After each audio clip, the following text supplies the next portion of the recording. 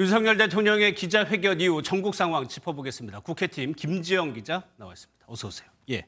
앞서 민주당이 2주째 장외 집회하는 거 봤는데 글쎄요. 다음 주에 있는 예정된 이재명 대표와의 선거와 좀 무관한 건가요? 민주당이 주최한 장애 집회 주제 김건희 여사 특검 촉구입니다. 예. 오는 14일 본회의 처리를 앞두고 용산과 여권을 압박하는 모양새인데요. 민주당은 부인하고 있지만 국민의힘은 사실상 이재명 방탄 집회라고 주장하고 있습니다.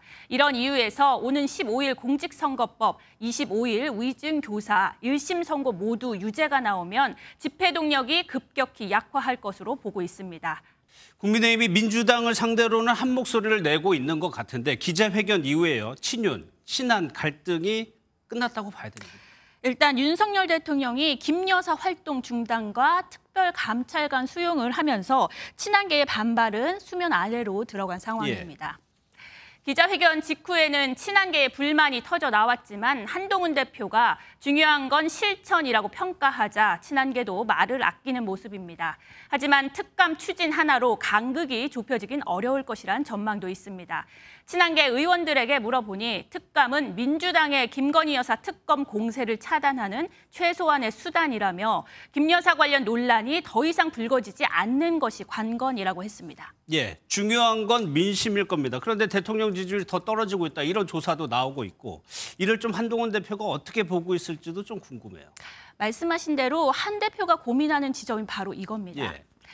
임기 반환점으로 대통령 임기가 아직 절반이 남은 상황에서 정부와 각을 세우고 당이 분열되는 건 한 대표에게 전혀 도움이 되지 않습니다. 그렇다고 지지율로 나타난 민심을 외면할 수도 없죠. 20%가 안 되는 지지율로는 국정 동력을 확보하기도 어렵지만 차기 대권 주자로 꼽히는 한 대표에게 부담이 그대로 전가되는 만큼 차별화를 안 할 수도 없습니다. 친한계 핵심 관계자는 내부적으로 방향성에 대한 치열한 설전이 있었다며 지금으로서는 속도감 있는 구체적 실천을 주문하는 게 최선이라고 말했습니다. 예, 그러면 임기 반환점을 맞는 대통령실의 분위기는 어때요? 대통령실은 여론 추이를 지켜보면서 분위기 쇄신을 준비하고 있습니다. 한국관광공사 사장에 응모했던 강훈 정책홍보비서관이 자진 사퇴한 것처럼 한 대표가 김 여사 라인이라고 의혹을 제기한 참모들이 스스로 물러날 가능성도 있습니다. 좀 이르지만 장관 개각설도 나옵니다. 하지만 민주당은 명 씨의 추가 녹취가 있다고 밝히면서 여차하면 정부 여당의 쇄신 조치 이후 터뜨리겠다는 전략을 쓰고 있습니다.